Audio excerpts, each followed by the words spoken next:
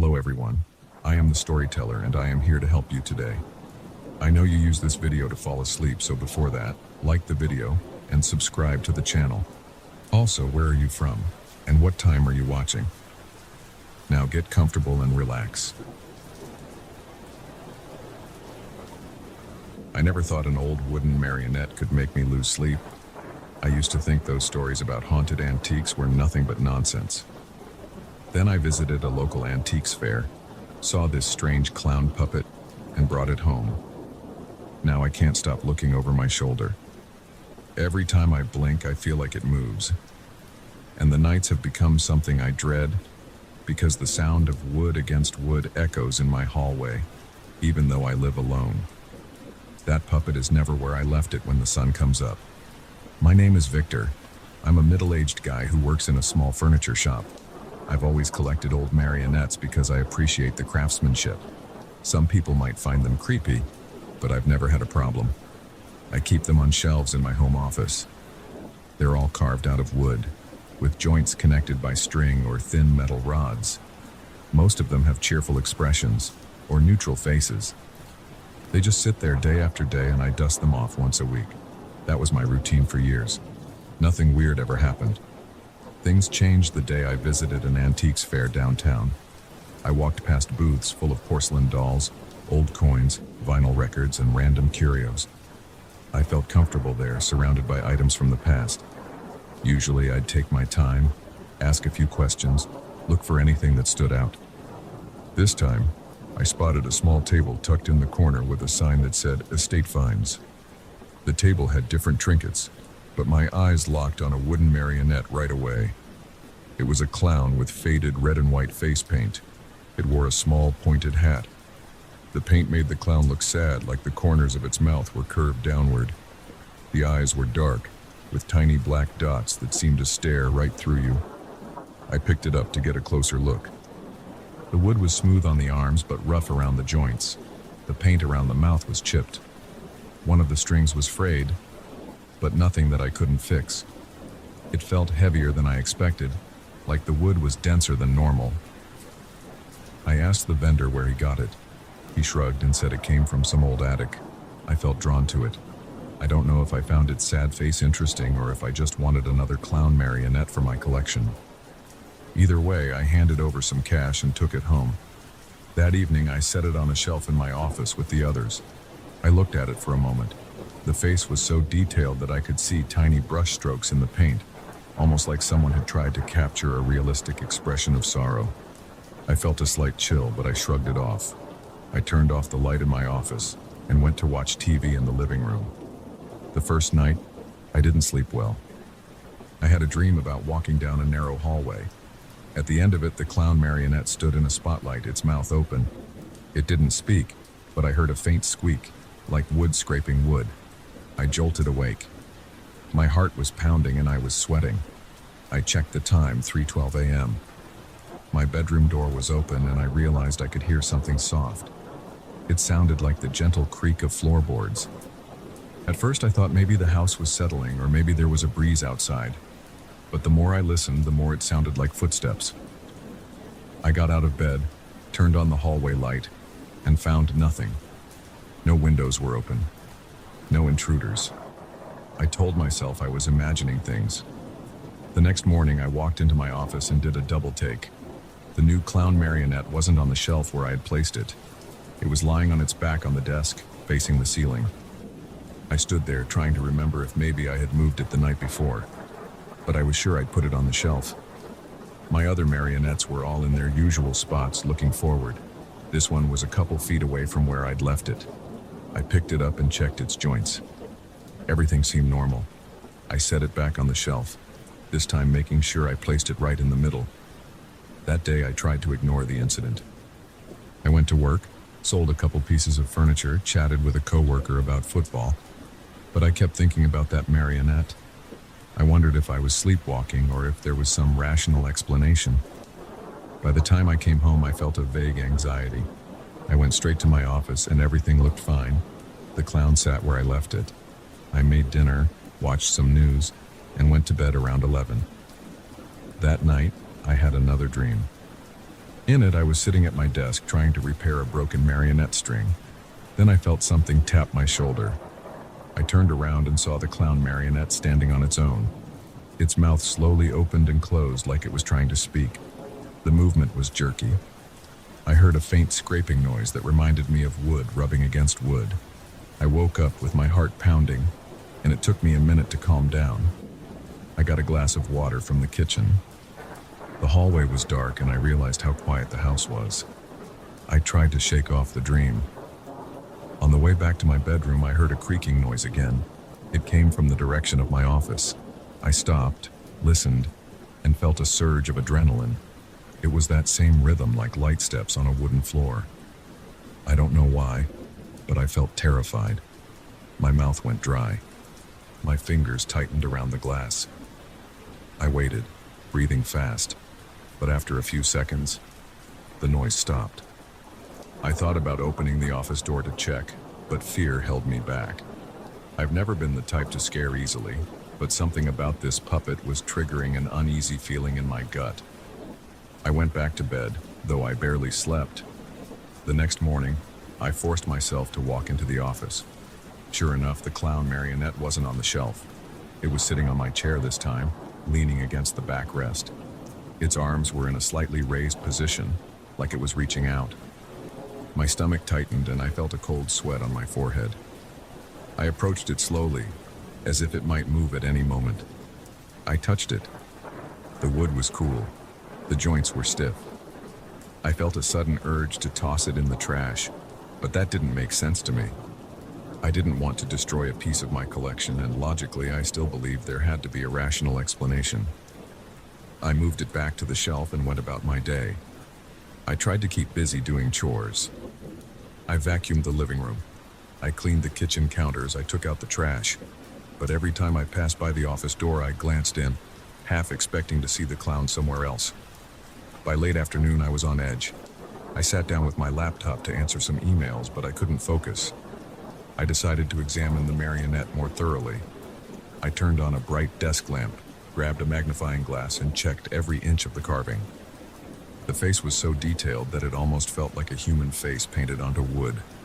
The eyes had tiny cracks in the paint, which made them look tired or old. The mouth was hinged, allowing it to open about half an inch. When I moved the mouth, it made a soft clicking sound. I pulled the strings to see if anything was rigged or if there was some mechanical trick. Nothing seemed out of the ordinary, except that one of the strings felt looser than before. I also noticed a small chip in the back of the head. Otherwise, it looked like a standard marionette, just more realistic than most. That night, I made a point of closing my office door before I went to bed. I turned the lock. I heard the bolt click in place, so I felt more at ease. Maybe the door was the answer. Even if I was sleepwalking, I couldn't get in there without unlocking it. I fell asleep around midnight. I woke up around 2 in the morning to the sound of creaking wood again. This time it was followed by a soft clacking noise, like something tapping against the wall. My heart started pounding. I got up, grabbed a flashlight from my nightstand, and stepped into the hallway. The office door was still closed. The lock was in place. I listened. The sound was coming from the living room. I moved slowly, every step making my pulse pound in my ears. The living room light was off, but some moonlight came through the windows. I swept the flashlight around. I didn't see anything unusual. I kept going, checking corners, behind the couch, near the bookshelf. Nothing. But then I saw the door to the office was slightly open. That made no sense. I had locked it. I aimed the flashlight inside the office. The clown marionette was gone from the shelf. I felt my stomach drop. My hand shook. I stepped backward into the hallway, wondering if I should leave the house. I couldn't understand how that door had opened. The lock was intact, but the door was ajar by a few inches. I kept listening for movement. My breath was shallow. I could feel sweat on the back of my neck. Then I heard a light thump in my bedroom. My pulse soared. I wanted to run, but something compelled me to see for myself. I turned around, walked toward my bedroom, and flicked on the light. The bed was unmade, but nothing looked out of place at first. I checked under the bed behind the door. The closet was closed. I held my breath and opened it. Inside, I saw the clown marionette sitting upright on a stack of old blankets. Its mouth was open, and one hand was raised as if reaching out. I froze. My vision narrowed and my heart hammered. The flashlight wavered in my grip. I stood there, not sure what to do. The puppet looked so still, yet so lifelike. I could almost swear the corners of its mouth twitched. I reached out, grabbed it by the torso, and yanked it out of the closet. I carried it to the living room. I could hardly breathe. I didn't want to destroy it, but I couldn't keep it in my house anymore. I decided I would lock it in a trunk in the garage until I figured out what to do. I walked to the garage door, turned on the overhead light, and found an old footlocker. I opened it up. It was mostly empty. I threw the puppet inside, shut the lid, and latched it. I sat on a wooden stool for a moment, trying to calm down. My hands were shaking, and my face felt hot. I thought about driving to a motel for the night, but that seemed ridiculous. I told myself it was just an antique. It couldn't possibly move on its own. Something strange was happening, but it might just be my mind playing tricks. I went back to bed, leaving the footlocker locked. I slept off and on, waking up every hour or so to check if anything was happening. The house stayed quiet. By morning, I felt a bit more rested, but still on edge. I opened the garage door. The footlocker was where I left it. I knelt down, flipped the latch, and hesitated. I pushed the lid open. The marionette was lying there in the same position I'd left it. I felt relief, but also dread. I didn't trust it anymore. I decided to keep it locked up until I could take it somewhere else. Over the next few days, nothing else happened during the nights. I slept better, though I'd sometimes hear faint creaking noises. I tried to ignore them. I left the marionette in the trunk, locked away. I kept my distance from the garage. But it bothered me that I had this thing in my possession. I considered tossing it in the dumpster or maybe burying it, yet I couldn't bring myself to do it. Part of me thought I could sell it, but that felt irresponsible. I didn't want to unload this problem on someone else. Each night I double-checked the garage door, making sure it was locked. I'd peek in once in a while to confirm the footlocker remained latched. It always was. But a week later, around 1 a.m, I heard a loud crash from the garage. I shot up in bed, heart racing. I grabbed my flashlight again and went to check. The garage light was off, but I switched it on and saw the footlocker had fallen off a small table and was lying on its side. The latch was undone, and the lid was wide open. The marionette was gone. My hands turned ice cold. My forehead broke out in sweat. I scanned the garage. No sign of it. I stepped outside, shining the flashlight around. The night air felt cold on my skin. Everything was still. I checked the yard, the driveway, even behind some trash cans. There was no trace of that puppet. I didn't know how it could have disappeared. The latch wasn't damaged and the lock wasn't broken, yet it was definitely open. I went back inside, every muscle tense. I left all the lights on. I checked each room one by one, bracing myself to find that painted face behind a door or around a corner. I didn't see anything. I felt this creeping sensation that I was being watched. My heart pounded in my ears. Finally, I ended up in my bedroom, trying not to panic. I waited for something to happen. Minutes ticked by. Then an hour. Nothing. The puppet never showed up. I didn't sleep at all that night. In the morning, I searched every part of the house, the garage, and the yard again. It was gone. I couldn't explain it. I felt a strange mixture of relief and unease. I called in sick to work because I was exhausted. I stayed home all day, expecting that puppet to appear. But it didn't. My night stayed restless, but I never heard the same creaking or tapping again. The clown puppet that caused me so many nightmares simply vanished. I still live in the same house. I still collect marionettes, though I've been more cautious with my purchases. Sometimes I'll be dusting a shelf or walking down the hall at night, and I'll feel a rush of fear, wondering if I'll see that sad clown face staring at me from around a corner. I never do. But I can't shake the memory of those footsteps in the dark and the feeling of that mouth moving when I wasn't looking. I told a few friends about it, but they think I'm exaggerating or that I had some sort of stress-induced hallucination. All I know is that I didn't imagine the scratches on my hallway floor or the way that door lock kept opening without a key. I haven't gone back to that antiques fair.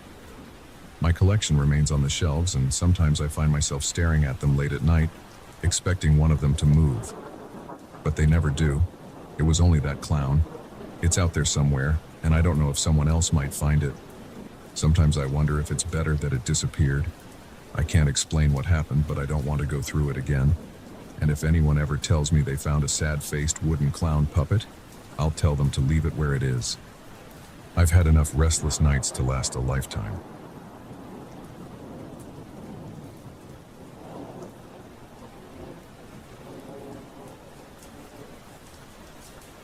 I never expected to feel uneasy the moment I stepped inside a silent building. But that night I felt it right away.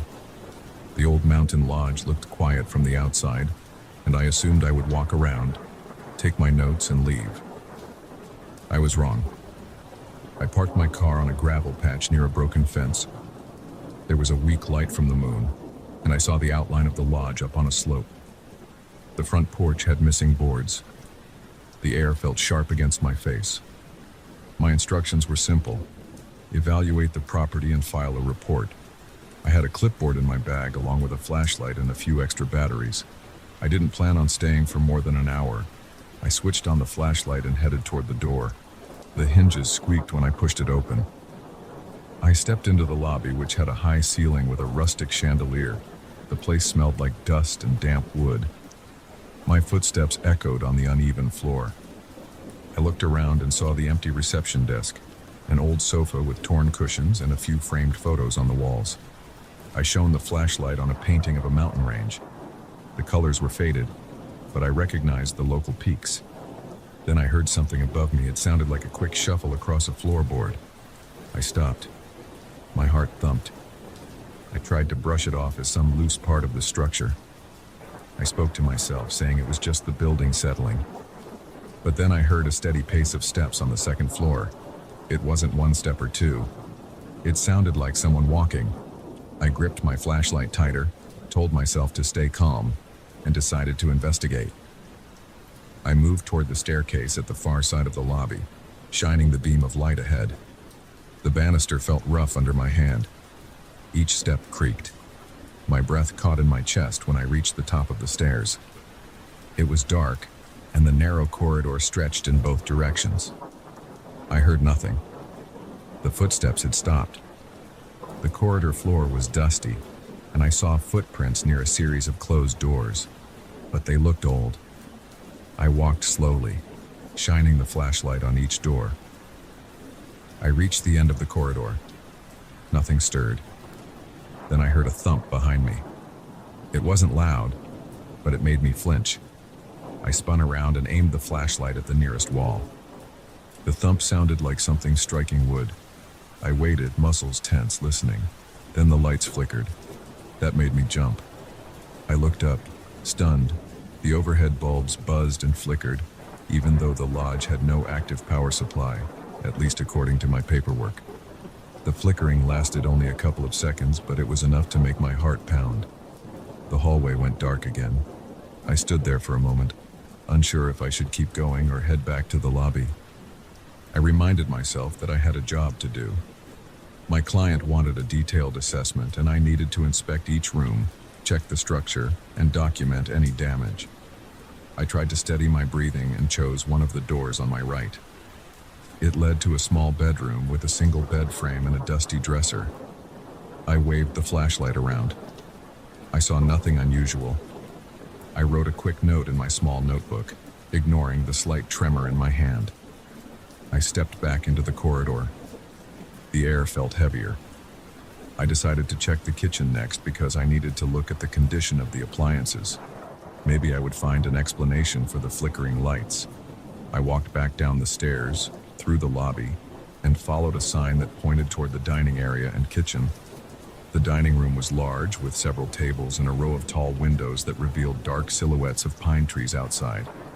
I saw a stack of wooden chairs piled against the wall. They were covered in dust. I pushed open the swinging door to the kitchen.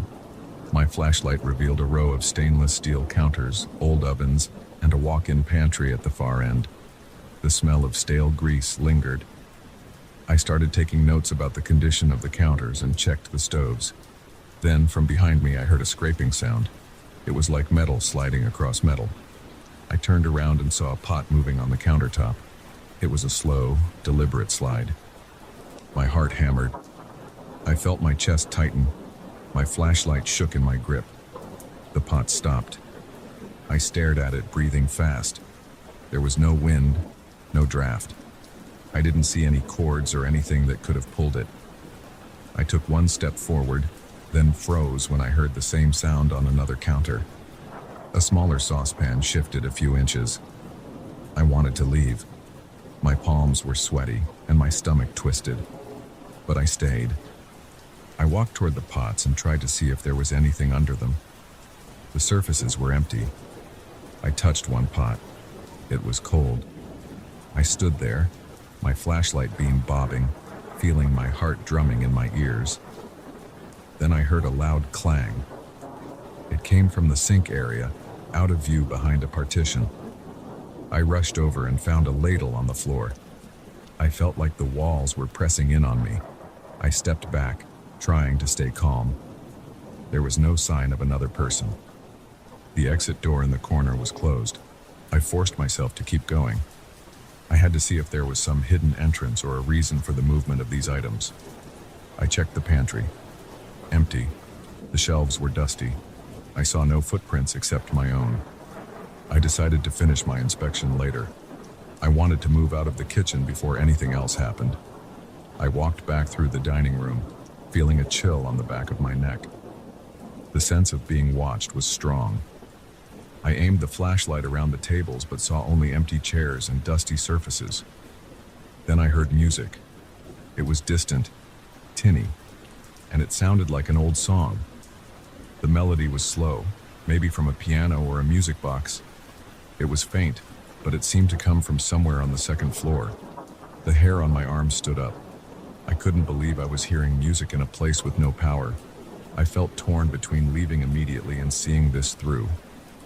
I swallowed hard, told myself I was a professional, and walked back to the staircase. The corridor above looked the same. No lights flickered now. The music drifted around, growing a bit louder as I moved farther down. I tried each door, but they were locked. At the end of the corridor, I spotted a door that was slightly open. The music seemed stronger near it. I pushed the door open and shone my flashlight inside. It was a larger suite with a small sitting area. There was an old radio on a side table. Its dial was broken, the antenna bent, and the cord was unplugged, but the music was coming from that radio. I approached it, heart pounding. The volume was low, but I recognized an old tune that I'd heard in some black and white movie. I reached out, gripped the radio, and tried to turn the knobs. They were stiff.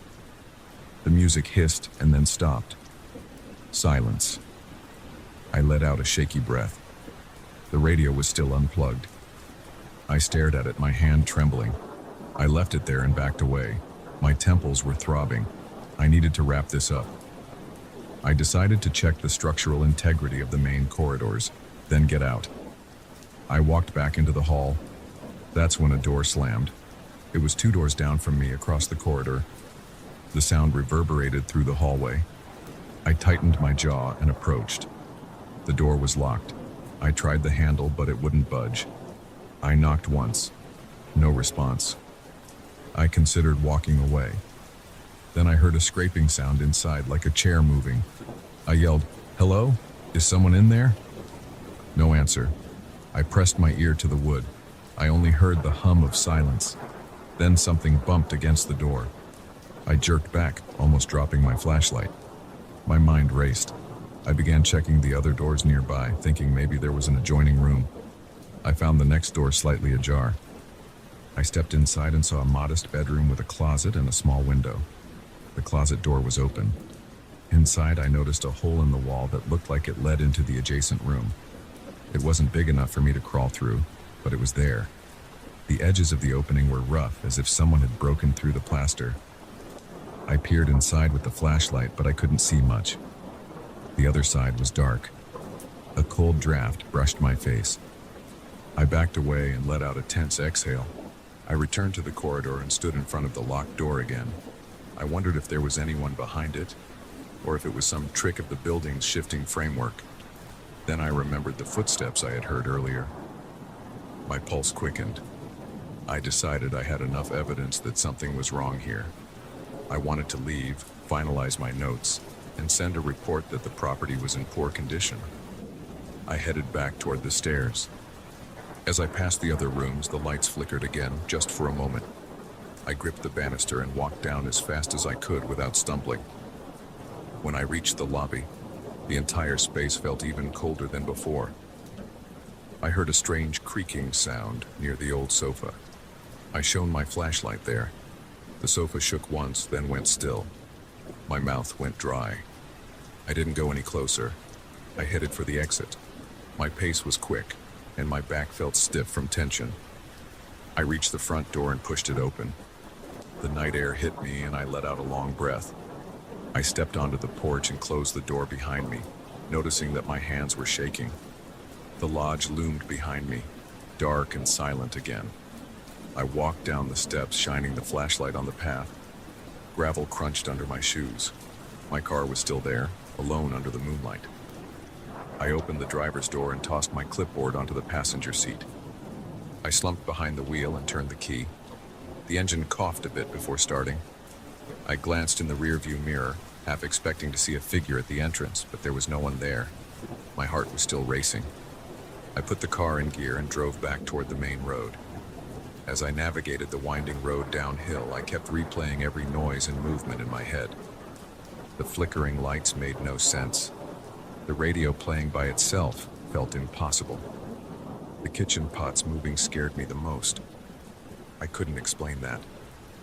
My body was tense and my shirt clung to my back from sweat. I reached the hotel where I was staying for the night. I parked, shut off the engine, and sat there for a minute, breathing hard. I looked over my notes. They were incomplete. I needed more details about the structure, the wiring, and the plumbing. But after what I experienced, I doubted I could go back alone. My client wanted a full report, but I had enough to indicate that this place was more than neglected. Something was off. I locked the car and headed inside my hotel.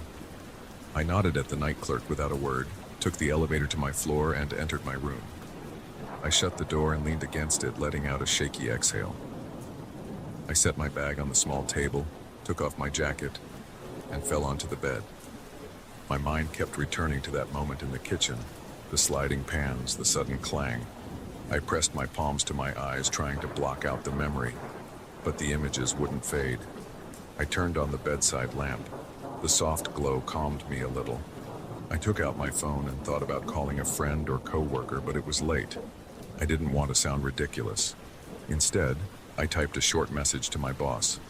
Site visit done. Strange issues. We'll explain in person. I left it at that. I plugged my phone into charge and stared at the ceiling. I stayed awake for a while, thinking about what I should do next. Maybe I should hire an electrician to check the wiring, bring someone else along for the final inspection. Maybe I should let the client know the lodge was unsafe. But that didn't explain the movement of objects or the radio playing. I didn't have logical answers. I only knew I felt threatened in that place. Every moment felt like it was pushing me out. I remembered the footsteps upstairs, the door slamming, the voice I thought I heard. I tried to recall if I actually heard a voice or if my own pulse in my ears tricked me. By the time I drifted to sleep, it was almost dawn. My nerves were still tight, but exhaustion took over. When I woke up, I felt sore, like I had been clenching my muscles all night. I got dressed and went to the small dining area in the hotel for a quick coffee. My hands were steadier now, but my mind was still full of unanswered questions. I took a long sip and tried to think of a plan. I decided I wouldn't return alone. I would gather more information about the lodge from old records. I would check if there was a caretaker or some previous owner who might have a key to those locked rooms. I would list the structural issues for my client. but I would also mention the odd flickering lights and the strange sounds. I felt uneasy telling them about moving pots or a radio playing by itself. That sounded absurd, but I had to share something that explained why I couldn't complete a normal inspection. The place didn't feel vacant. It felt guarded. I finished my coffee and left the cup on the table. I felt an urge to put distance between me and that property, but I knew I had a job to do, and I couldn't just pretend I found normal wear and tear. The lodge gave me the impression it didn't want new owners. It felt like it didn't want anyone inside. I didn't believe in anything supernatural, but my body had reacted like I was in danger. I stepped outside the hotel and stood in the sunlight. I decided I would submit a preliminary report that afternoon and request backup for a second visit. My chest still felt tight when I remembered the footsteps on the second floor and the door that slammed. I kept thinking about how the energy was cut off. None of the lamps should have worked, and yet I saw them flicker. I got into my car and started the engine. It was a new day, but my memory of the lodge was fresh. I looked at the passenger seat, where my clipboard and notes were stacked. I would have to read them again later. For now, I just drove away, hoping the next steps would be clearer. But the thought of returning alone made my stomach clench. I knew I had to go back eventually, but I had a strong feeling that Lodge would make me regret it.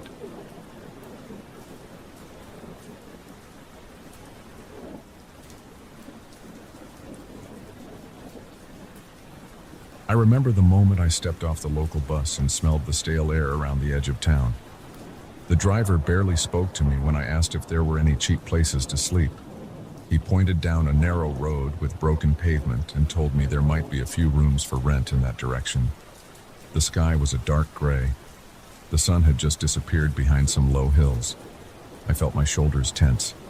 I was only planning to stay 2 nights before heading back to a more central area. I clutched my backpack, checked my pockets to make sure I still had my wallet, and started walking. The buildings near the bus stop were mostly small shops with rusted metal shutters. A couple of them sold groceries or random household items. Their neon signs buzzed with weak light. The sidewalks were uneven, with cracks and missing tiles that forced me to step carefully. I saw a few people slumped against walls, some staring at me with suspicion. I sensed an unfriendly vibe. Nobody spoke to me, and I didn't try to strike up a conversation. The only thing on my mind was finding a cheap room. After about 10 minutes, I came across a low, rectangular building with peeling paint on the walls. A wooden sign out front advertised rooms for rent by the day. It didn't have a flashy entrance or any kind of reception desk. I pushed open a small gate in front of the building and stepped into a tiny courtyard filled with dead leaves and a couple of plastic chairs. A tall, thin man wearing a dirty shirt and pants greeted me. He didn't smile. He looked at me from head to toe and nodded once. I told him I needed a room for 2 nights. He scratched his head, then led me to a cramped space at the far end of a narrow hallway. The hallway lights flickered. I saw spider webs in the corners. I noticed the faint smell of mildew. He opened the door to a room that had a single bed with an old mattress and a small wooden table against one wall. A chair sat under the table. There was a tiny bathroom in the corner with a flickering bulb above the mirror. The man said the price. I handed him the cash. He gave me a key attached to a plastic keychain shaped like a local beer logo. Then he left without any small talk. I set my backpack on the chair and looked around. The bed squeaked when I pressed my hand on it. The walls were a dull beige color, chipped in places. The single window faced a back alley. The glass looked scratched and dirty, and there was a thin curtain with a few stains on it. I tried the light switch on the wall. It worked, but the overhead light buzzed. I noticed a faint flicker now and then. I exhaled, took off my jacket, and locked the door. I decided to walk around the neighborhood to get a sense of the place before it got too late. I stepped outside and noticed that the man who rented me the room was nowhere in sight. The courtyard was empty except for the plastic chairs. I opened the small gate at the front and felt a rush of cold night air as I stepped onto the street. There was a single street light up ahead, and it cast a weak circle of light on the cracked pavement. Beyond that circle, the road looked darker with only occasional lights in the windows of run-down houses or small businesses. I saw a few figures moving along the sidewalk. They walked slowly and kept their heads low, as if they were afraid to draw attention to themselves. Their clothes looked ragged. Their steps were uneven. One man had a slight limp. Another person had a hood pulled tight around their face. I heard the faint sound of a radio from somewhere inside one of the homes. A dog barked in the distance. The air smelled like garbage and something else I couldn't place, maybe burnt plastic. My stomach felt uneasy. I told myself it was just a rough part of town. I'd seen similar areas before in other places, but I couldn't shake the discomfort crawling up my back. I walked to a small store that had a flickering fluorescent light above its entrance. Inside, I found shelves half-stocked with canned food, bottled water, and snacks. I grabbed some water and a couple of packaged sandwiches. The woman behind the counter barely looked at me. Her eyes darted to the door every time she heard a noise outside. I asked if it was safe to walk around at night. She shrugged and said, "Don't stay out too late." Her voice was flat. She didn't elaborate. I paid and walked back toward my room. On the way, I noticed the silhouettes of a few people standing under a broken streetlight. Their shadows stretched oddly across the pavement. I stopped for a moment and tried to figure out why they looked so long. The angle of the light was strange, but it felt more intense than that. Their shadows seemed to ripple, almost as if they were extending further than they should. I blinked and looked again. One of the figures turned slightly, and I saw eyes reflecting the dim light. They were higher than normal eye level, as if the person was standing on something or was unusually tall. I felt my palms sweat. I told myself it was just a trick of the light. Back in my room, I locked the door carefully. I pushed the chair against it for extra security. Then I checked the window. The latch seemed flimsy, so I stuck a piece of folded cardboard where the window slid shut. The overhead light in the room was too bright, and it flickered in a distracting way, so I turned it off and used the small lamp near the bed instead. I ate the sandwiches without much appetite and kept my eyes on the window. I listened.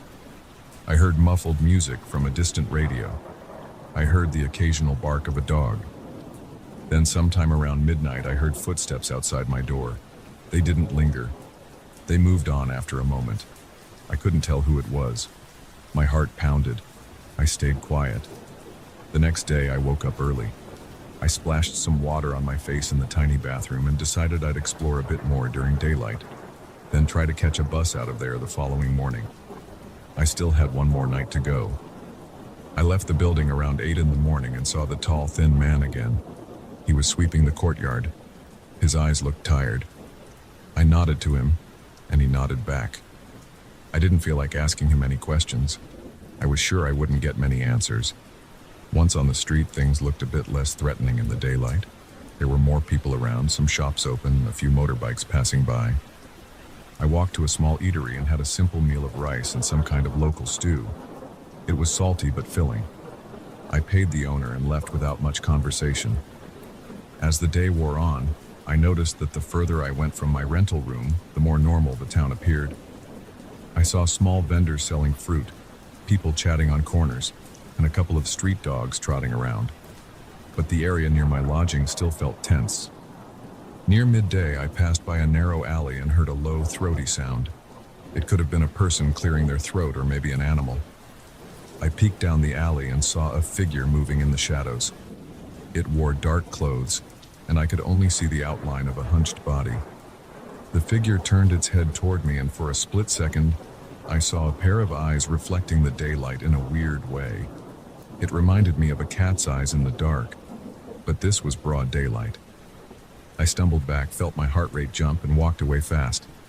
The figure stayed where it was. The rest of the afternoon, I tried to stay in more populated areas. I grabbed a coffee at a small cafe. The coffee was strong and bitter. A few locals stared at me, probably wondering what I was doing in that part of town. I couldn't relax. I kept looking over my shoulder. At one point, I visited a local market and browsed through stacks of old clothes just to pass the time. I asked a vendor about buses out of town. He said there'd be one leaving early the next morning from the main road about 15 minutes away. I decided I'd get there well before sunrise to avoid missing it. I returned to my room before dusk, feeling uneasy about being outside at night. I locked the door again and wedged the chair under the doorknob. I drew the curtain and sat on the bed, trying to read an old magazine I found in the hallway. The words didn't hold my attention. My mind kept drifting to the strange eyes I saw in the alley. I felt a dull ache in my stomach. My muscles were tense, and my skin felt clammy. Around 9 that evening, I turned off the lamp to save the little bit of comfort it provided, hoping the darkness would keep me from drawing attention from outside. I lay on my bed staring at the ceiling. The faint smell of mildew was stronger at night, maybe because the air was cooler. I pulled the blanket over me and closed my eyes, but I couldn't sleep. My body remained alert. My ears picked up every little noise in the hallway or outside in the street. The hours dragged on. Close to midnight, I heard soft scratching at the metal gate in front of the building.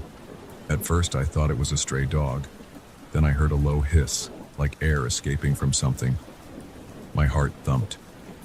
I got up, moved quietly to the window, and pulled the edge of the curtain aside by a tiny fraction. I saw a vague shape near the gate. It stood on 2 legs, but its back was angled in an unnatural way, like it was leaning forward. I couldn't see its face clearly. The streetlight was too dim. I heard a click or snap, and then the gate rattled. I held my breath. My hand shook against the curtain. The shape crouched, and I got a glimpse of 2 shining eyes. They reflected the weak light from the street almost like an animal's eyes in the dark. My stomach churned. I felt sweat on my forehead. The shape then stood still for a moment, as if it was looking right at me. My chest felt tight. I wanted to move away from the window, but I couldn't make myself do it. My muscles locked up. Then I heard a soft grunt. The figure shifted slightly, and I caught a glimpse of a long, thin limb that didn't look right under those clothes. The arms seemed longer than normal. The figure gripped the gate, tugged it a couple of times, then let go. I heard a low growl, followed by the sound of footsteps moving away down the street. I let out a slow breath and felt my knees weakening. I backed away from the window and sat on the bed. I stayed awake, shivering under the blanket, until I saw the first light of dawn through the dirty window. My plan was to leave as soon as it was bright enough outside. I gathered my stuff, tossed some water on my face, and paced around the tiny room. Around 6 in the morning, I finally stepped outside. The courtyard was empty.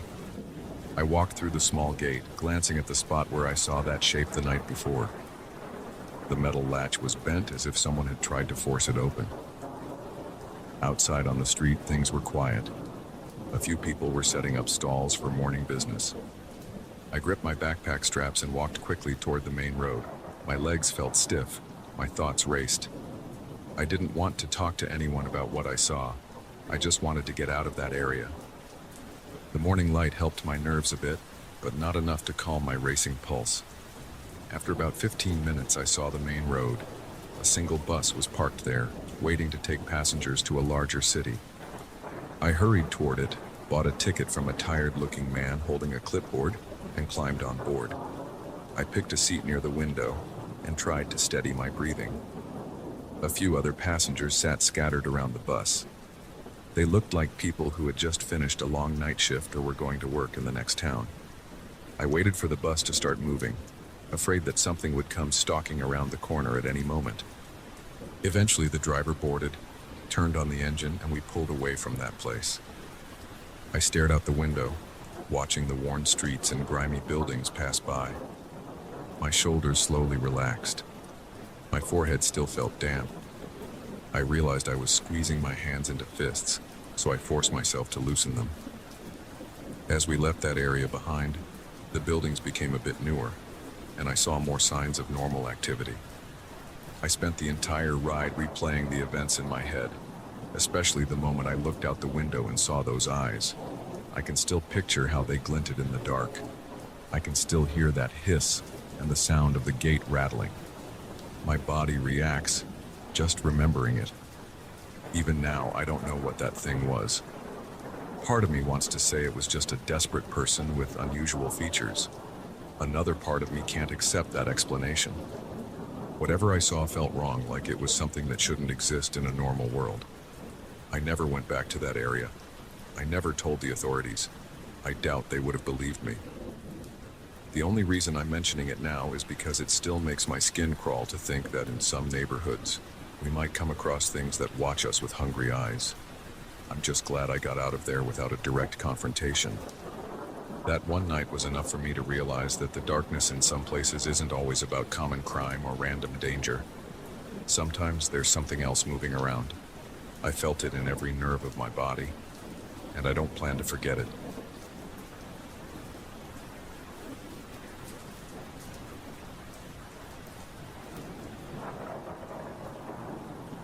I'll never forget the moment I first saw that guy on the side of the road. It was close to 1 a.m, and the air felt icy against my face every time I rolled down the window. I was heading down a back road that almost nobody uses anymore. I'd taken a wrong turn at some point and decided to cut through this old highway instead of turning around. I'm a truck driver, so deserted roads don't usually bother me. But something about that night got under my skin. I'd been driving for hours and my neck was stiff. My hands felt dry from gripping the wheel. Every time my headlights swept across the pavement, I saw cracks, potholes, and loose gravel. The paint on the lane markings was so faded I had to squint to stay in the right spot. The radio was on low, but it was nothing but static and random bursts of some station I couldn't quite tune in. Every few minutes I glanced at the passenger seat to check my thermos of coffee, but it was already empty. The first time I spotted him, I almost missed it. He was standing on the shoulder near an old beat-up car. It looked like something from the 1950s. The car was dark, maybe dark green or black, hard to tell in the dim light. The man was leaning against the driver's side door. He wore an old-fashioned suit, the kind you might see in ancient photographs, and he had a hat that looked like a fedora or a trilby. I couldn't see his face clearly until I slowed down. I wanted to see if he needed help, because not many people pass through there. But as I pulled closer, I realized he was staring straight at me. Not moving, not blinking, just staring. I rolled down the window and called out, "Hey, you need a hand?"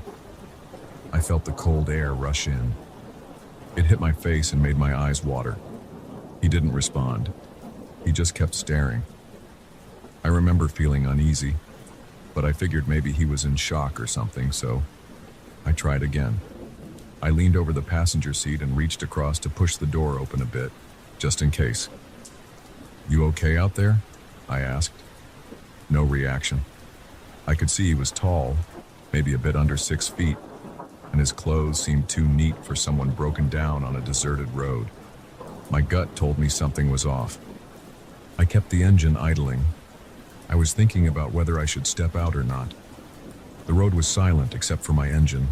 The wind rustled the bare trees around us, and somewhere way off in the distance, I heard a dog barking. The hair on the back of my neck stood up when I noticed the man hadn't blinked once. His eyes were wide open, locked on me. My truck's headlights lit up the front of his car and cast strange shadows across his face. I couldn't read his expression, but I could feel tension in the air. After maybe 30 seconds of this standoff, I decided to drive on. Something about him felt wrong, and I didn't want to push my luck. I pressed the gas, rolled up the window, and checked my mirrors as I continued. I saw him fade into the darkness. For a few minutes, I kept checking the rearview mirror. He stayed in the same spot, didn't wave, didn't do anything. Eventually, I stopped looking back. I just wanted to reach the main highway and be done with that detour. The next day, I told a coworker about what happened. We were parked at a truck stop, grabbing coffee before heading our separate ways. He joked that maybe I saw a ghost. I'm not the superstitious type, so I brushed it off. But that night I had a delivery in the same general area. I didn't want to, but the route was faster than taking the long way around, and I had a strict schedule to keep. So I ended up on that lonely highway again. It was around midnight when I reached the same stretch of road. The sky was overcast, and there was just a sliver of moonlight peeking through the clouds. The temperature felt even colder. The radio was still useless in that area, so I turned it off. My coffee thermos was warm this time, and I sipped it to stay awake. As I neared the spot where I'd seen the man, I felt my stomach tighten. My palms started sweating against the steering wheel, and I found myself gripping it so hard that my knuckles ached. Then I saw him again. Same car, same posture, same old-fashioned clothes. The only difference was the way he looked at me this time. As I approached, his head turned, following my movement. His gaze locked onto my headlights, then moved slowly until he was looking right at me through my windshield. My heart pounded. I eased off the gas a little, debating whether to stop. But I remembered how weird he had been the night before, so I decided against it. I lowered my speed enough to get a better look without coming to a complete stop. His eyes tracked my truck as I passed. I could see the reflection of my headlights in his pupils. He looked alive, but there was still no expression on his face. No sign of relief or concern, just that cold, steady stare. My hands trembled on the wheel. I heard my own heartbeat thumping in my ears. My breathing got shallow. For a second, I thought I saw his lips twitch like he was about to smile, but I couldn't be sure. This time, I didn't try to talk to him. I kept my windows up, locked my doors, and kept my foot on the gas. I could feel my pulse racing. My shoulders got tense, and my gut churned like I was about to get sick. After I passed him, I fought the urge to keep looking in my mirror, but I couldn't help it. I glanced up and saw him standing there, watching me until I was out of sight. I felt a chill run from the base of my spine all the way up to my scalp. It made my scalp tingle, and I had a sudden urge to press down on the accelerator. When I got off that highway, I stopped at a convenience store for a few minutes. I needed fresh air and maybe another cup of coffee. Inside, I just paced around near the snack aisles. My heart was still beating too fast, and my hands shook when I poured coffee into a cup. The clerk gave me a strange look, but didn't say anything. I didn't offer any explanation. I left, got back in the truck, and finished my route, but I kept thinking about that man. The following day, I dreaded going back. I considered taking a different path altogether, one that would add an extra hour to my drive. But the company's schedule was tight, and I had to do my job. Plus, part of me wanted to check if the man would be there again. It was like I couldn't rest until I knew more. I kept telling myself it was probably just some guy who liked to dress in retro clothes, maybe a collector who had an old car. But that didn't explain his behavior, and it didn't explain how I felt whenever I saw him. On the third night, I hit that same stretch of highway around the same time. The sky was clear and the moon was bright enough to light the road. I felt a knot in my stomach as I approached the spot. My hands were clammy, and my foot hovered over the brake pedal. I kept scanning both sides of the road, waiting to see that old car or that figure in the suit. But this time, there was nothing. The shoulder was empty. The only thing there was a faint set of tire marks in the gravel, like someone had been parked in that exact spot for a long time. They led onto the asphalt, then vanished about a foot from the road. I slowed down and leaned forward in my seat, trying to make sense of the tracks. They looked fresh. The edges were sharp, not smudged by wind or passing traffic. I pulled over, leaving my headlights on. My heart was pounding again, and I could feel a buzzing sensation in my legs. I got out of the truck and stepped onto the cold ground. The wind stung my cheeks and made my eyes tear up. I kept my ears open, listening for anything unusual. The silence felt heavier than before. I bent down and touched the gravel where the tire marks started. My fingers came away with a bit of dust. No footprints, though. No sign of the man, just those tracks. I looked around, aiming my flashlight toward the trees. They swayed a bit in the wind, but I saw nothing else. No rustling, no voices, no sign of the old car. I felt a wave of relief and disappointment at the same time. Part of me wanted to see him again just to confirm he was real. But another part was grateful he was gone because the tension in my chest was overwhelming. My heart was beating so loud I was sure someone standing next to me could hear it. I walked back to my truck and stood by the driver's door for a minute. My breath came out in white puffs, and I rubbed my arms through my jacket. I kept looking toward the tire marks, wondering if I was about to see headlights flicker on, but nothing happened. It was all still. My body felt shaky, and I realized how tense I was. I got back into the driver's seat and locked the doors. I sat there with the engine running, staring at those tracks in my mirrors. I couldn't shake the feeling that he was watching me from somewhere. Eventually, I put the truck in gear and drove off. The rest of the road was quiet and empty. I kept glancing at the side mirrors and rearview mirror, half expecting that old car to come out of nowhere with its headlights off, tailing me. But I made it to the highway without seeing anything. My heart rate slowed down and my shoulders stopped aching as much. I told myself it was probably just some weird coincidence, but deep down I wasn't convinced. After delivering my load, I pulled into a rest area and tried to sleep. My mind replayed the events of the last 3 nights, especially the way he stared at me. I couldn't figure it out. Why stand there without moving? Why show up in the exact same place with the exact same car, wearing the same clothes? And then why vanish on the 3rd night, leaving only tire marks behind? In the morning, I drank coffee with a friend at the rest area. He asked how my run went. I kept my story brief, just said I saw something strange. I could tell he thought I was just tired. Maybe I was. But I could still remember every detail of that man's face. The way his eyes seemed to lock onto me like I was the only person left in the world. The way his clothes looked perfectly pressed even though he was in the middle of nowhere at night, supposedly with car trouble. I haven't been back to that highway since. I managed to arrange a different route with my supervisor, even if it means driving extra miles. The thought of passing that spot again sends a chill through me. I don't know if he was real, or if I had some bizarre hallucination, or if there's another explanation. All I know is what I saw: a man in vintage clothes standing next to an old car staring me down 2 nights in a row, then disappearing on the 3rd. The only proof left was the set of tire marks on the ground, like he'd been there for a while, and then drove off without a trace. Sometimes when I'm on another lonely stretch of road, I think about him. I remember those pale eyes and that stiff stance. My stomach tightens at the memory. I still feel that rush of cold air when I picture his face. I don't talk about it much because most people won't believe me, but I know what I saw. I know how I felt, and it still makes me uneasy to think about. Even now, my hands start sweating if I picture that dark shape on the side of the road. It's not about ghosts or anything like that. It's about something that felt wrong, something that made my instincts scream to keep driving. That's why I don't plan on going back there. If I ever see that man again, I'm not going to stop.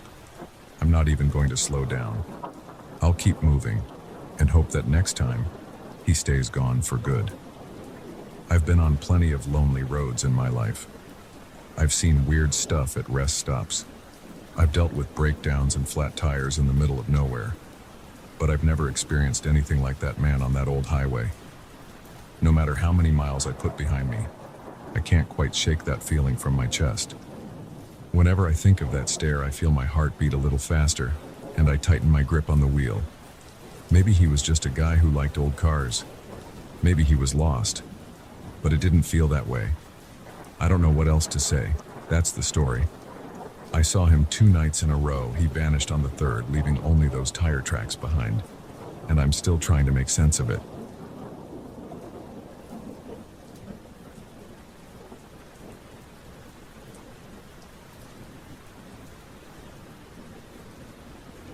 Let me be clear right from the start. I'm not crazy, and I'm not making this up. Something has been messing with my life ever since I moved into this building. I don't care if it sounds impossible. I know what I've seen and what I've heard. I can't explain it, but I can't ignore it either. I moved into this apartment about 2 months ago. It's on the 5th floor of a big residential tower that's close to my office. I chose this place for the location. My commute went from an hour in traffic to a 5-minute walk. The rent was higher than I wanted, but I convinced myself it was worth it. The place is small, just a living room, a compact kitchen, a bedroom, and a narrow bathroom. There's one big window in the living room that faces a row of tall buildings across the street. There's no balcony, and there's absolutely no ledge or sill outside. The exterior glass is smooth. If anyone were to stand out there, they'd have to be Spider-Man or something. Still, that's where this all began. The first night I spent here, I was so exhausted from unpacking that I almost fell asleep on the couch. Around midnight, I dragged myself to bed. The place was hot, and I remember opening the window just a crack for some air. I didn't hear anything strange that night, but I still felt uneasy. Maybe it was just the unfamiliar setting or the faint sounds of neighbors above and below. Sometimes in a new place, Every creak or thump can feel like something sinister. I told myself to relax. After a few days, I settled into a routine. I'd wake up early, get ready for work, walk to the office, come back in the evening, cook something, watch some TV, and then go to bed. Everything seemed ordinary until I started hearing a strange scraping sound against my window at night. It was so quiet at first that I wasn't even sure if I was imagining it. Maybe it was the wind or tree branches brushing against the glass. Except there are no trees that tall outside, and the wind shouldn't make a distinct scraping noise. Still, I ignored it at first. I was tired from work and I just wanted to sleep. But over the next few nights, the noise got more persistent. It sounded like nails or fingertips dragging across glass.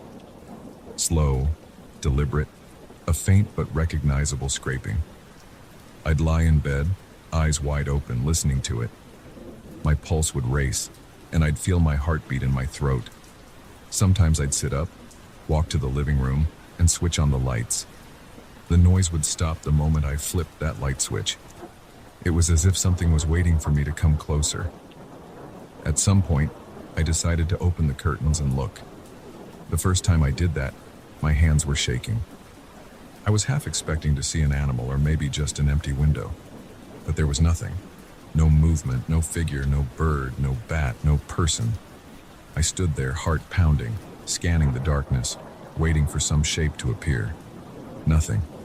I tried to laugh it off, telling myself I was being paranoid. But the scraping kept happening on and off, night after night. Work started getting tougher because I wasn't sleeping well. My boss made a few comments about me looking tired. I drank more coffee than usual. I tried to focus on projects, but sometimes I'd catch myself drifting off, thinking about the apartment and the noises. I considered the possibility of an external factor, maybe a loose piece of metal on the building's facade, or some weird airflow that caused a rattling.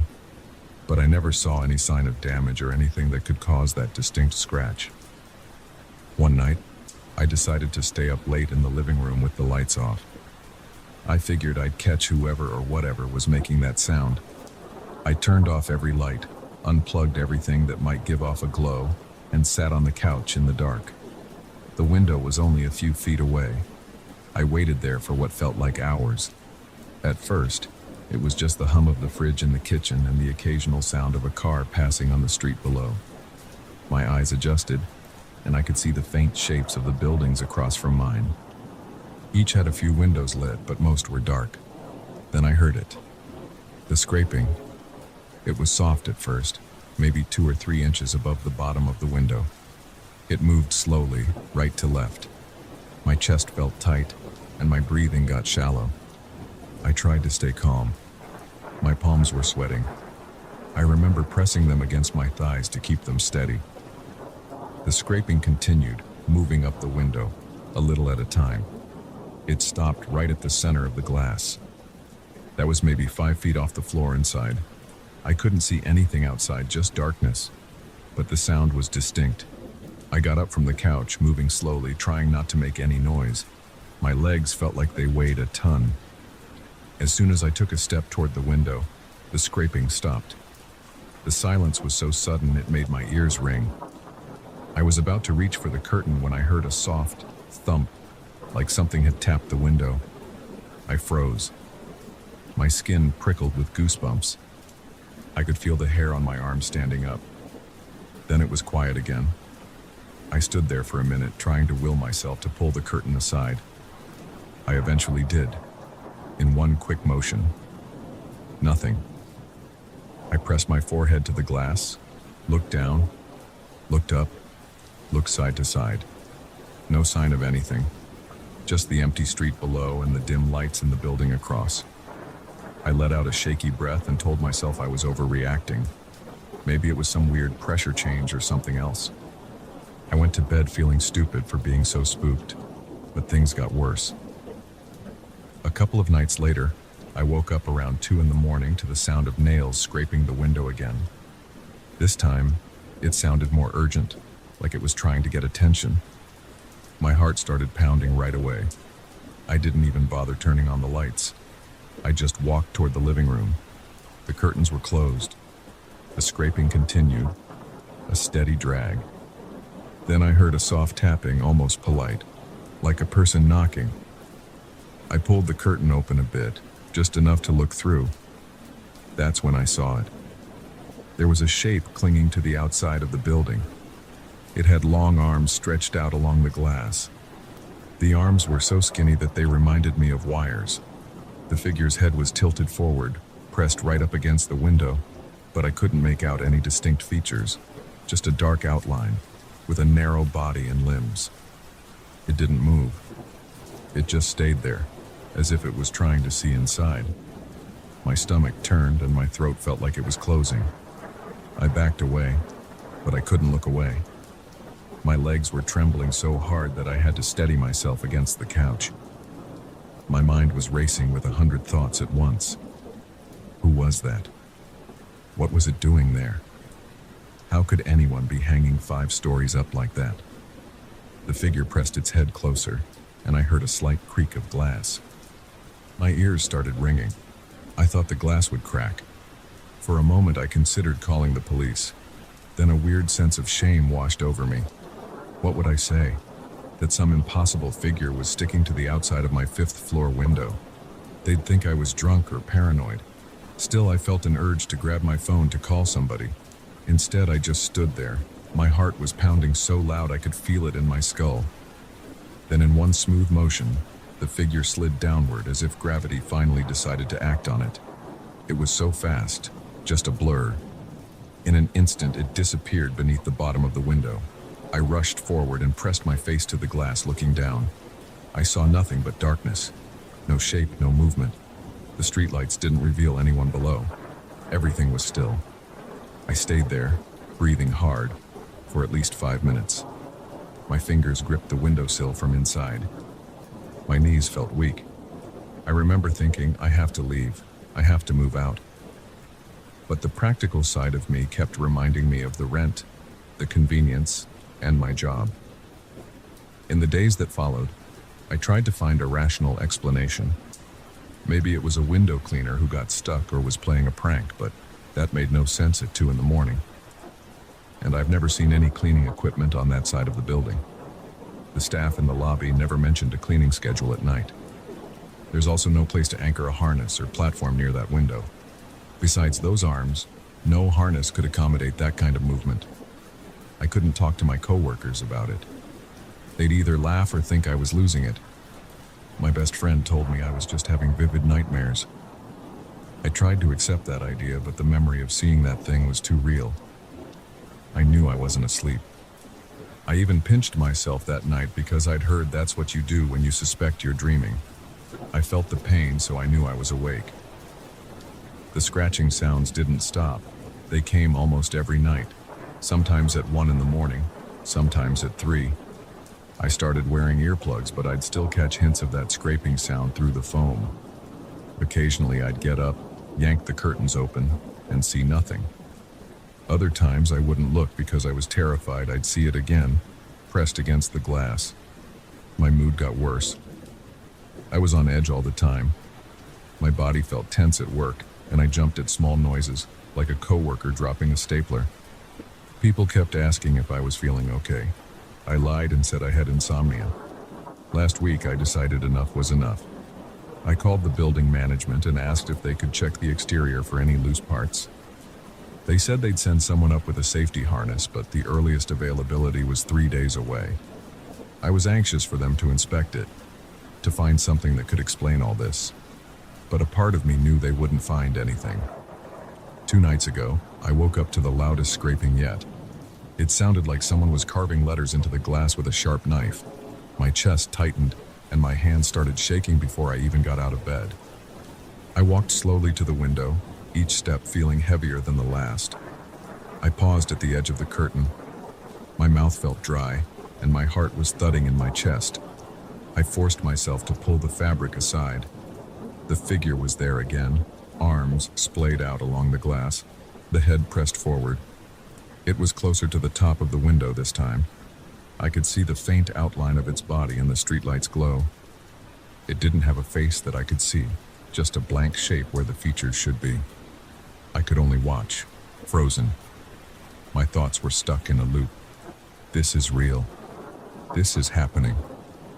The thing tapped the glass twice, a soft but deliberate motion. My breath caught in my throat. I didn't move. Then it slowly lifted its left arm. It looked more like an elongated hand than a normal arm. It gave the glass 3 light scratches. My stomach lurched. I took a step back. When I did, it pressed its head even harder, like it was trying to peer inside. I heard a faint squeak of the glass. At that moment, I became sure the window would shatter. My entire body felt hot and cold at the same time. My mind was blank, except for the instinct to back away. Then it happened again. The figure slid downward, vanishing from view. I stayed by the window, breathing so hard I thought I might pass out. After a while, I turned on every light in the apartment. It was 4 a.m, but I didn't care. I sat at the kitchen table with a cup of water. My hands were shaking so badly that I spilled half of it. I couldn't bring myself to look out that window again until sunrise. Management came to inspect the exterior the following day. I hung around my apartment pacing while they used some kind of safety rig to lower a guy on a harness outside my window. I heard them tapping and knocking on the walls. After about an hour, they told me they didn't see any cracks or loose panels. The surface was solid with no signs of damage. I didn't bring up the figure or the noises. I just nodded, thanked them, and they left. That same night, I heard the scraping again. I felt panic welling up, but I grabbed the curtain and yanked it open right away. Nothing. I was relieved, but my heart wouldn't slow down for a long time. I don't know what's going on. I haven't seen it again in the past day or so, but I still hear the sounds. Sometimes they're faint, sometimes they're more intense. I keep telling myself I'll move out the moment my lease is up, but that's several months away. Leaving early would mean paying a penalty I can't afford. I'm writing this because I want someone to believe me. I want someone to understand that this is real. I don't have any proof. I haven't been able to record it, and I sure as hell haven't been able to take a photo of that thing. But I know it's there. It's either a person with impossible abilities, or it's something that shouldn't exist at all. I just want it to leave me alone so I can sleep. I've tried ignoring it. I've tried confronting it by throwing the curtains open, and nothing stops it. I wish I had a resolution to share, but I don't. All I can do is wait and see if it goes away, or if it shows up again. Every night I brace myself for the sound of those long nails scraping the glass. Every night I wonder if I'll see that shape leaning against my window, arms stretched wide, head pressed against the pane. I can't stop thinking about those arms and the silent way it vanishes into the darkness. Whatever it is, it's out there, and it knows I'm in here. That's all I can say. I'm tired, I'm scared, and I'm stuck on the 5th floor of this building, waiting for the next scrape in the night.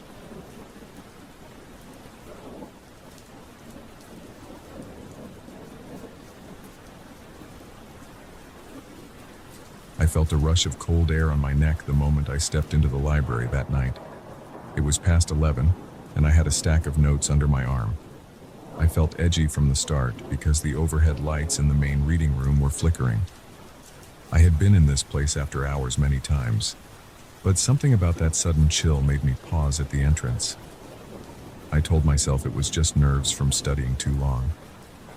My eyes felt tired, and my back ached from hunching over books all day. I was ready to gather my research materials and head back to my apartment. That was my plan until I heard that first laugh echo through the shelves. I was in the middle of the main aisle, right near the reference desk. I heard a muffled laugh drifting from somewhere in the older section of the library. It was a soft, quick burst of laughter, like someone trying not to be heard. The sound bounced off the walls, and I froze for a second, hoping I'd see someone stepping into view. I waited, but nobody came out. The overhead light hummed, and my heart started to pound. I shifted my notes under my arm and scanned the rows of shelves. The entire space looked empty. Most students had left hours ago. The building's security guard usually did a brief check close to midnight, but I hadn't heard him walk by. I whispered, "Is anyone there?" The only answer was a faint hiss from the ventilation system. I shrugged it off and forced myself to keep going. I had to finish scanning a few rare volumes on medieval architecture. Those books were stored in the far corner of the library, near a locked door that led to a smaller archive room. I took careful steps, making sure my shoes didn't squeak on the polished floor. Each step felt like an intrusion into some private space. I kept checking over my shoulder, expecting to see a classmate or a custodian or someone. But the corridor behind me stayed empty. My main goal was to get the books I needed and leave. I made my way deeper into the library. The older section had taller shelves and narrower aisles. The overhead lights were dimmer there, and the air felt stale. My footsteps sounded heavier on the old wooden floor. I reached the row where the medieval architecture texts were stored. I ran my finger along the spines, looking for the catalog numbers I had written on a scrap of paper in my pocket. While I was scanning the spines, I heard a light tapping sound to my left. It came from the other side of the shelf. I peered through a gap in the books, but I couldn't see anything. I waited, hoping to catch a glimpse of movement. Nothing moved. I put my hand against the shelf, feeling the sturdy wood. My stomach tightened. I was on edge. My neck felt tense, and my pulse beat faster. I tried to concentrate on the books. I found the first volume, then the second. I placed them on the floor next to me. I kept scanning the spines until I gathered all three. I tucked the volumes under my arm and walked back toward the main aisle. Before I reached the open area, I heard another laugh. This time it was louder, closer. My skin prickled. My scalp felt tight, and I could sense the hair on my arms standing up. I tried to swallow, but my mouth felt dry. I glanced in the direction of the sound, which seemed to come from a row of old periodicals. That section was separated by a row of tables. No one was sitting there. The chairs were all tucked in and the lamps were turned off. I took a few steps in that direction, even though part of me wanted to ignore it and leave. I said, "Hello?" Again, a little louder than before. My voice cracked. No answer came, only a low whisper, like wind passing through pages. I inched closer to the periodical shelves. I ran my free hand over the edge of the table to steady myself. The wood felt cold under my fingers. I stopped at the corner of the shelf and looked down the aisle. It was dark. The overhead light at the far end wasn't on, so the last 6 feet of space were covered in shadows. I considered turning on more lights, but something about that laughter made me hesitate. I didn't want to draw attention to myself. I was breathing hard. My chest felt tight, and I could feel sweat forming on my temples. Then I heard a set of quick footsteps on the other side of the shelf, moving away from me. I leaned around the corner trying to catch whoever it was, but I saw only an empty aisle. The footsteps faded, and I wondered if my mind was playing tricks on me. I decided I'd had enough. I planned to leave. I gripped the books and headed toward the main entrance. The library was silent. Even the humming from the lights seemed to fade. My shoes clicked against the floor, echoing in a way that made me feel exposed. When I reached the main entrance, I glanced at the clock above the door. It showed 11:30, later than I expected. I flicked off the lights in the reading area, leaving only the dim hallway lights near the entrance. In that moment, I heard laughter again. It came from behind me, from the direction I had just left. It sounded closer than before. My muscles tensed, and my breath caught in my throat. I turned on my heel, half expecting to see someone standing right behind me. The reading room was dark, though. My eyes struggled to adjust. The corridor lights barely reached the center of the library, so I could only see a few scattered shapes of tables and shelves. Suddenly, I heard the sound of pages turning, like a book being flipped through at high speed. The noise echoed, and I couldn't pinpoint its location. I walked back in, flipping the light switches as I went. The fluorescent tubes blinked a few times before they lit up. The library looked the same as before, rows of shelves and old reading tables. Nothing looked out of place. I listened for more sounds. Everything was quiet again. I kept looking around. My heart was beating so fast that I could hear the thumping in my ears. My legs felt shaky and my hand holding the books was clammy. I decided to place the volumes on a nearby table because my arm was starting to hurt. Then I heard a faint rustling sound coming from a row to my right. I stepped in that direction, determined to find out if there was someone lurking. The library was big, but not so big that someone could hide for long without me seeing them. I walked slowly along the row, watching for any sign of movement. The shelves were crammed with old books, many of them worn out. The overhead light flickered again, making me blink. Then a large volume fell off a shelf about 10 feet away, landing with a thud on the floor. My stomach lurched. I rushed forward and picked it up. The cover looked faded and some of the pages were yellowed. I didn't see any reason for it to fall. It was wedged in pretty securely. I placed it back on the shelf and heard another book fall a few rows away, followed by a muffled laugh. I stood up, gripping the edge of the shelf. My entire body felt hot, but my skin broke out in goosebumps. I tried to take a deep breath. My throat felt tight, and I could taste adrenaline in my mouth. I decided I needed to get out of there, but some part of me wanted to see what was going on. I wanted an answer. I walked around the corner and saw a tall bookshelf trembling as if someone had bumped into it. Then it stopped.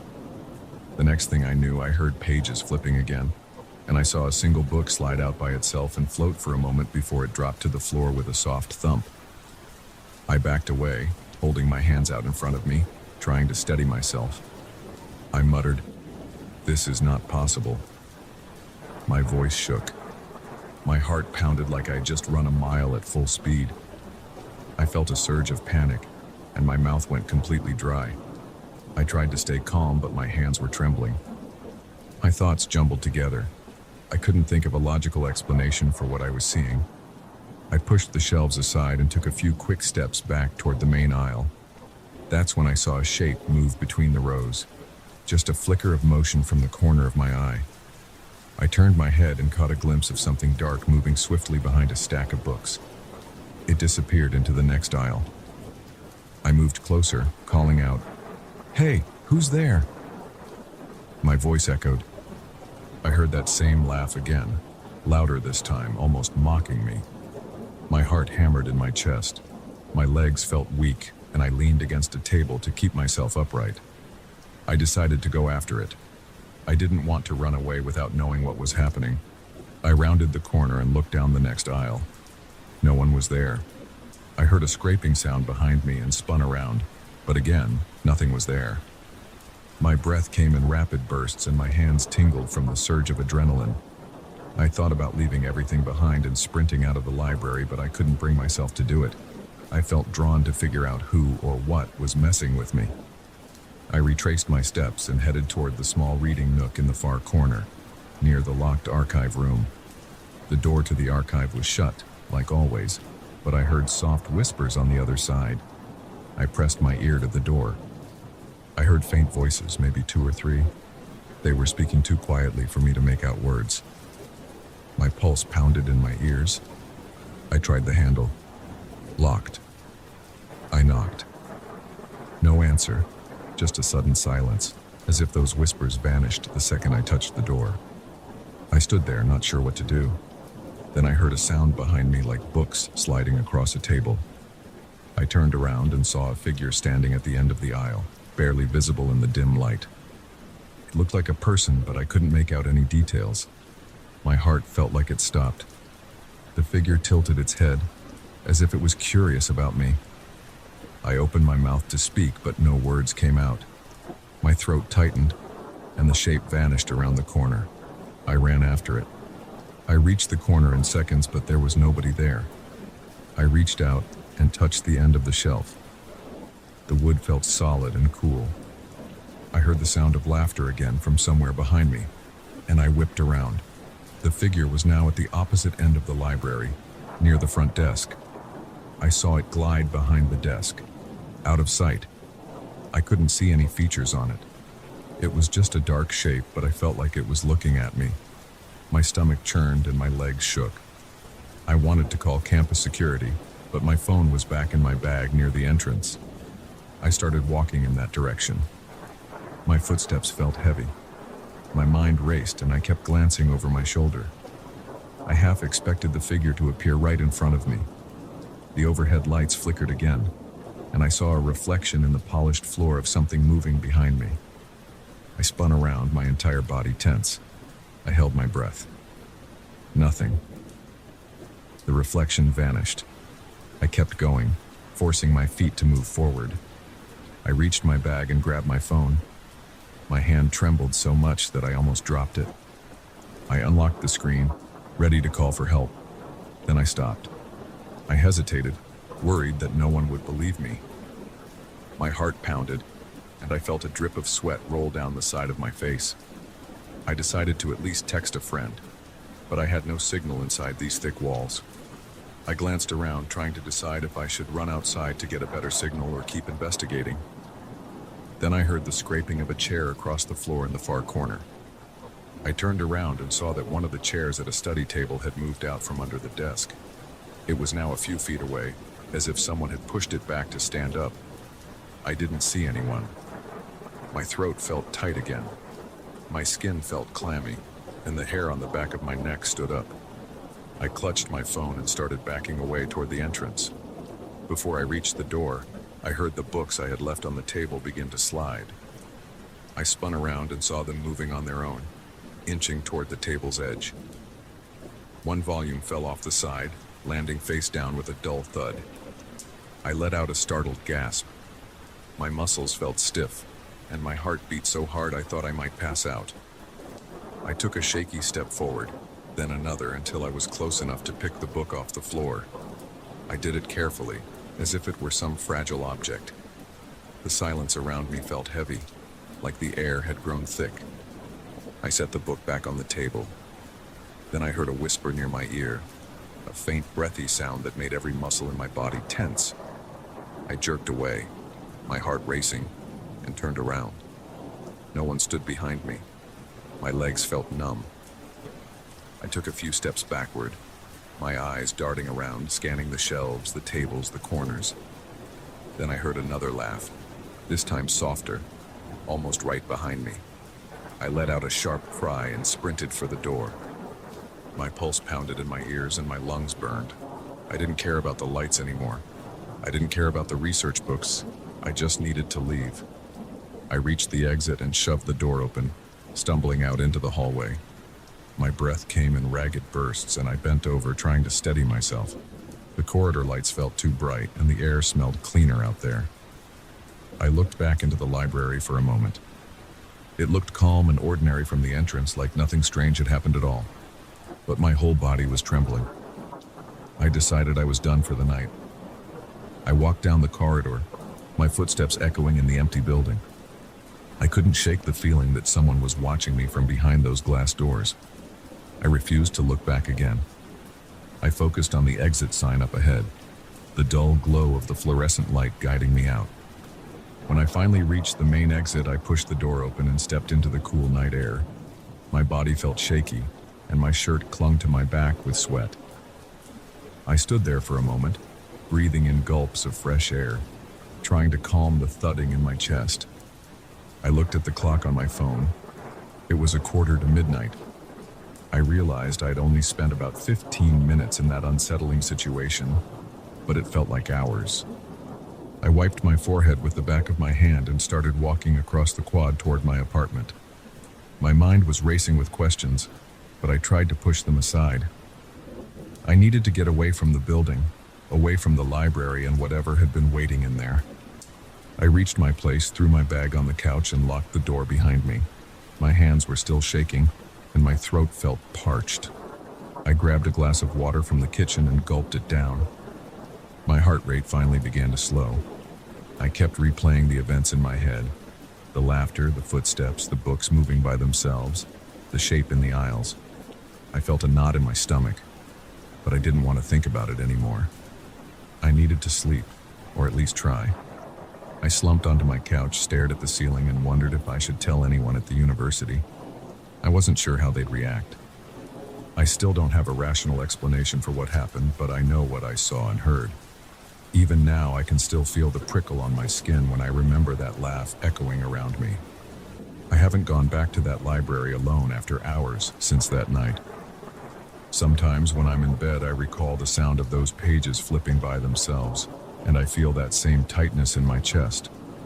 I remind myself I'm safe here, but my body still tenses. I can't shake the memory, and I guess I never will.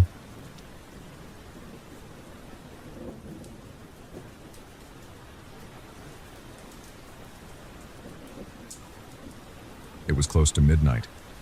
I was tired of staring at the ceiling in my bedroom. My sheets were tangled around my legs, and the stale air in my apartment was making me feel more restless. I needed to clear my head, so I decided to go for a run. I threw on a pair of sweatpants, laced my sneakers, and pulled a light jacket over my shirt. I didn't expect much from a run at that hour, but I thought the cool air might help me unwind. I left my apartment without bothering to lock the door from the inside. I just turned the key from the outside and started jogging down the sidewalk. The park was only a few blocks away. The streetlights cast dull circles on the pavement, and I noticed only one or two cars passing in the distance. I could hear my own footsteps on the concrete. My breath felt shallow from the tension of not sleeping, and I hoped the exercise would tire me enough to finally get some rest. I reached the park's entrance, saw the tall iron gates, and noticed the security guard's small booth by the side. The guard usually sits there and greets people, but tonight the booth's light was on while the guard himself was slumped in a chair. His cap was tilted over his face and he wasn't moving. I walked past the booth and stepped onto the gravel path inside the park. The place was silent except for the crunch of the stones under my feet. The lamps along the trail were spaced out, leaving a few dark patches between them. The air smelled like damp grass. My breath was puffing out in little clouds.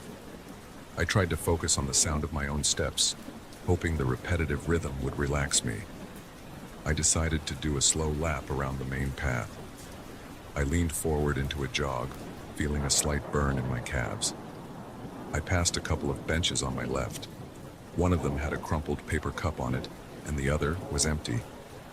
A few trees stood in the distance, their branches barely moving in the still air. After a minute or two, I noticed a faint smell that I couldn't place at first.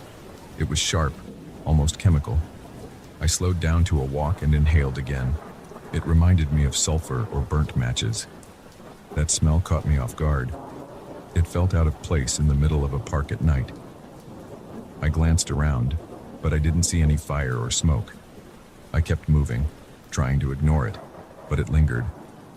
Then I heard something that made me tense up. Heavy footsteps on the gravel behind me. They were not in sync with mine. I stopped walking, and the footsteps stopped too. The hair on the back of my neck rose. I turned around slowly and saw a huge black dog standing a few yards away. Its body was larger than any dog I'd ever seen. Its shoulders were thick, and its legs were muscular. The street lamp behind it cast a dull glow, but I could see the outline of its fur clearly. It looked rough and dirty, like it was caked with mud or something worse. Its eyes were bright red, like two small, glowing embers. It just stood there, staring at me, completely still. I didn't know what to do, so I stood in place for a few seconds. My chest tightened and my mouth went dry. My first thought was to avoid sudden movements, the way people say you should handle an aggressive dog. But this one wasn't barking or growling at first. It was just watching me. My mind started racing with questions. Where did it come from? Why did it look so massive? Why did it smell like sulfur? I took a step back, and that's when I heard a low rumble from its throat. It wasn't a typical dog growl. It was deep, and I felt it in my rib cage. My stomach flipped. I forced myself to breathe, but my breath came out shaky. My hands felt clammy, and I could feel my heart hammering against my chest. I told myself not to panic. I glanced behind me, thinking I could slip away quietly. But as soon as I moved my feet, the growl got louder, and I felt a chill run through my entire body. I decided to turn around and run. My legs reacted before my brain fully agreed with the plan. I sprinted, pushing off the gravel as hard as I could. My lungs burned with every step, and the air felt cold against my face. The wind whipped past my ears, and my heartbeat pounded in my head. I risked a quick look behind me while I was running, expecting to see that black shape chasing after me. But in that brief glance, I saw the dog standing in the same spot, still watching. It didn't move. That confused me. and it also scared me more. Why wasn't it chasing me? What was it waiting for? I didn't want to hang around to find out. I kept running until I reached the park exit. The gate was still open, and the security guard in the booth was still asleep. My chest felt tight and my legs were shaking. I leaned on the gate's metal bars to catch my breath, trying not to collapse. Then I looked over my shoulder one more time and saw the faint outline of the dog under one of the distant lamps. It hadn't followed me, but it was facing me, those red eyes still visible even from far away. My hands were trembling. I wanted to shout for the guard, but my voice felt caught in my throat. I swallowed a few times, then finally managed to croak out, "Hey, wake up!" My voice echoed, but the guard only stirred a little and went back to snoring. The booth's door was slightly ajar, and I considered stepping in to shake him awake. But a sudden jolt of fear stopped me. I thought, if that dog sees me going inside, will it charge? Would I be trapped in there with a half-asleep guard? I took a deep breath and decided to leave the park first. I walked backward a few steps to make sure the dog wasn't moving, then turned and rushed down the sidewalk. I felt my heartbeat throbbing in my temples. My arms were shaking. I looked over my shoulder every few seconds, worried I might see that black shape closing in on me. But the street behind me was empty. The only sounds were my own hurried footsteps and the distant hum of city lights. Once I got about a block away, I stopped near a street lamp and hunched over, putting my hands on my knees. My lungs ached and sweat was dripping down my forehead. My mind was spinning with questions. I tried to piece everything together and figure out what had just happened. A dog that big with those kinds of eyes shouldn't exist. The smell of sulfur didn't make any sense, and the way it just stared at me felt unnatural. For a moment, I thought about going back with a flashlight or maybe calling the police, but then I imagined trying to explain it. There's a giant black dog in the park with red eyes and a smell like sulfur. I doubted they would take me seriously, and I also didn't want to lead anyone into danger if that dog really was vicious. I stood there, feeling stuck, wondering if I should just go home and pretend it never happened. My building was still 2 blocks away, so I jogged the rest of the distance, looking around every few steps. The sidewalks were empty, and most of the windows I passed were dark. A few windows had TVs flickering inside, but I didn't see any people. The silence felt oppressive, and I couldn't stop thinking about the dog. I arrived at my building, unlocked the front door, and hurried up the stairs to my apartment on the 2nd floor. Inside, I flipped on every light I could. The fluorescent bulb in my kitchen flickered a few times before staying on. I dropped my keys on the table and braced myself against the kitchen counter. My shirt was damp with sweat, and my jacket felt too hot on my body. I shrugged it off and tossed it on a chair. My pulse was still racing. I took a few sips of water, but my hand was shaking so much that some of the water dribbled down my chin. I leaned against the counter and tried to calm myself. I looked around my apartment, focusing on the small details: the clock on the wall ticking loudly, the hum of the refrigerator, the glow of a street lamp through the window. I told myself I was safe now. There was no sign of that creature. But my mind kept replaying the image of those red eyes and the way the dog just stood there, staring.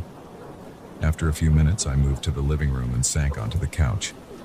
My legs felt like jelly, and I didn't trust myself to stand for long. I tried turning on the TV to distract myself, but the flickering images of late-night infomercials only irritated me. I turned it off and just sat there, listening to my heart slow down, bit by bit. My breathing was still uneven.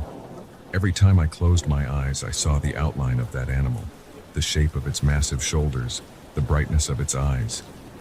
I wondered if maybe I had imagined it, but the physical details were too vivid. My body's reaction was too intense. The sweat, the trembling, the panic. I didn't just invent that out of thin air. Plus, the smell of sulfur had been real enough to sting my nostrils. I couldn't ignore that. I decided to check the clock. It was almost 1:30 in the morning. The night was still dragging on, and I felt more awake than ever, despite how exhausted I'd been earlier. I thought about calling a friend, but I knew nobody would appreciate a call at that hour. My hands were still unsteady as I gripped my phone. Part of me wanted to talk about it, to see if maybe there was some rational explanation, but I couldn't handle the conversation right then. My head was spinning. I got up and walked to the bathroom. I turned on the light and stared at my reflection in the mirror. My hair was sticking to my forehead and my eyes were bloodshot from lack of sleep. I splashed water on my face, feeling the coolness trickle down my chin and neck. That helped a little. My mind cleared just enough for me to think about what I should do next. I paced around the apartment. I checked the locks on the front door twice. I looked out the window to the street below and didn't see anything unusual. A single street lamp lit the sidewalk. Everything seemed empty. No sign of any black dogs lurking around. My shoulders relaxed slightly. The night outside felt quiet and still. But even with the door locked and the lights on, I couldn't shake the sense of unease. I considered making some coffee, then realized that was the last thing I needed. Instead, I grabbed a bottle of water from the fridge and forced myself to drink it slowly. I thought about going online to see if there were any reports of stray dogs in the area, but I also felt a strange reluctance. I wasn't sure I wanted to read any horror stories or conspiracy theories that might make my anxiety worse. I sat on the edge of my couch again and stared at the wall. My legs were tingling from the run, and the adrenaline was still wearing off.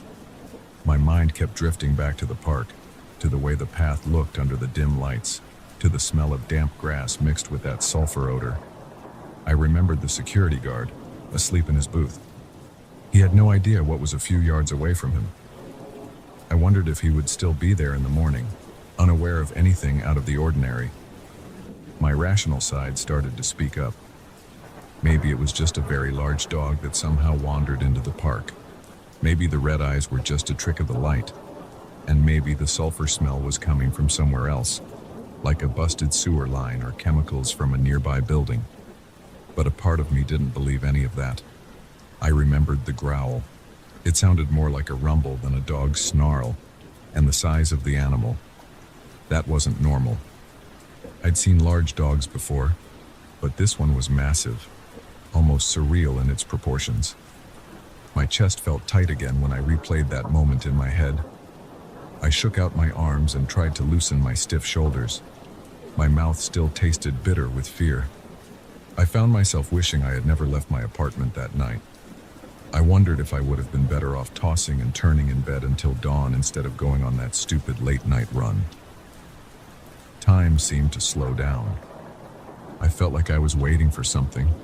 My eyes kept darting to the window even though I knew there was nothing out there. I tried to distract myself by picking up a magazine from the coffee table, but I couldn't focus on the words. I tossed it aside and stood up. My feet paced across the living room again, the floor creaking under my weight. I didn't know how I was going to sleep after this. After a while, I decided to take a quick shower. My skin was sticky with sweat, and I thought hot water might calm my nerves. I locked the bathroom door even though I lived alone. I adjusted the temperature and stepped into the tub. The water drummed against my back. I let it run over my head and closed my eyes, focusing on the sensation of the water pounding my tense muscles. I tried to push the memory of the dog out of my mind at least for a moment. When I was done, I dried off and slipped into a fresh set of clothes. I turned off the bathroom light and walked back into the living room, feeling slightly cleaner but no less uneasy. I noticed the time on my phone. It was almost 2:15 in the morning. I turned down the lights except for the small lamp near the couch, then settled in. I wasn't sure if I could sleep, but I didn't want to stay awake pacing around the apartment until sunrise. I lay down, pulling a thin blanket over myself. The couch cushions were lumpy, and my back ached a bit. I stared at the ceiling, the lamp casting a dim glow across the room. Every small noise, pipes settling, the fridge humming, made me jump. My thoughts kept wandering back to the park, to that heavy breath I thought I heard, to those red eyes. My pulse still felt a little too fast. Eventually, I think my body just gave in. My eyes grew heavy. Before I drifted off, I found myself hoping that I'd wake up the next day and realize the whole thing was some kind of hallucination from lack of sleep. But deep down, I knew it wasn't. The sweat, The panic, the shaking in my legs, all of that was real. There had been something in the park. I'd seen it. I'd heard it. And that feeling of being watched, it still lingered. I didn't dream that night. Or if I did, I don't remember it. I only remember jarring awake a few hours later, my neck stiff, my mouth dry. The sun was just starting to rise and a thin orange light peeked through the window. My first thought was to check the time. It was nearly 6:30 in the morning. I sat up, rubbed my eyes, and felt my muscles protesting. The events of the previous night came rushing back. My heart sank. I knew that what I had experienced wasn't going to vanish with the morning light. I stood up and walked to the window. The street looked ordinary. People heading out for early shifts, a few cars passing, and some neighbors walking their dogs. None of them looked remotely like the creature I'd seen. I let out a shaky breath. I told myself that if I went back to the park in broad daylight, I probably wouldn't find anything out of the ordinary. The guard would be awake, people would be jogging or walking their own pets, and life would move on as if nothing had happened. But I couldn't forget that dog's massive shape, or the sulfur smell, or the glowing eyes that tracked my every step. My body remembered the immediate terror. My legs still felt weak. I didn't know if I would ever set foot in that park at night again, and I had no idea if I'd ever see that creature again. At that moment, all I cared about was surviving the next day and figuring out how to handle my fears. I grabbed another bottle of water, downed it, and stood there in my living room, feeling that chill creep up my spine once more. I knew I would never look at the park the same way again, and I knew that some things, once you've seen them, you can't unsee. I took a deep breath, trying to steady my nerves. Then I decided to get dressed for work, hoping that the routine might distract me from the memory of that dog and its silent, menacing stare. But a part of me stayed on high alert, waiting for the next time I might cross paths with that thing. And I dreaded the thought that, if it ever appeared again, I might not be so lucky to just run away.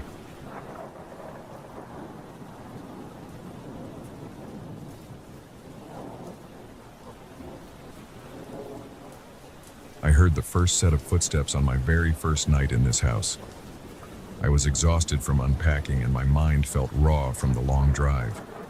I thought I was imagining things. The floorboards overhead creaked in a steady rhythm. They moved from one end of the ceiling to the other, then paused, then started up again.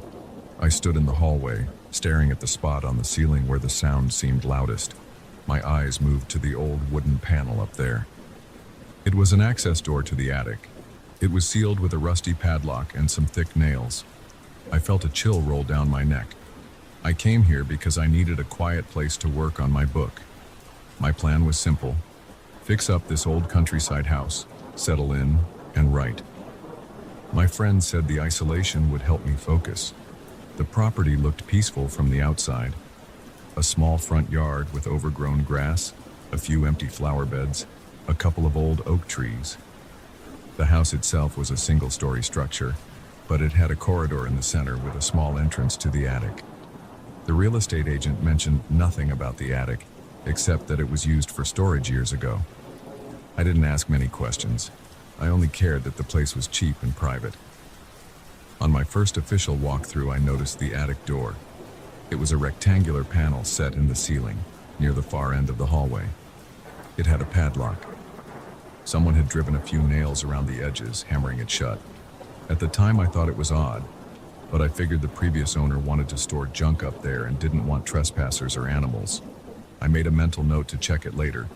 Then I forgot about it as I focused on setting up my makeshift office and organizing the kitchen. That first evening was uneventful until I tried to fall asleep. Then I heard it.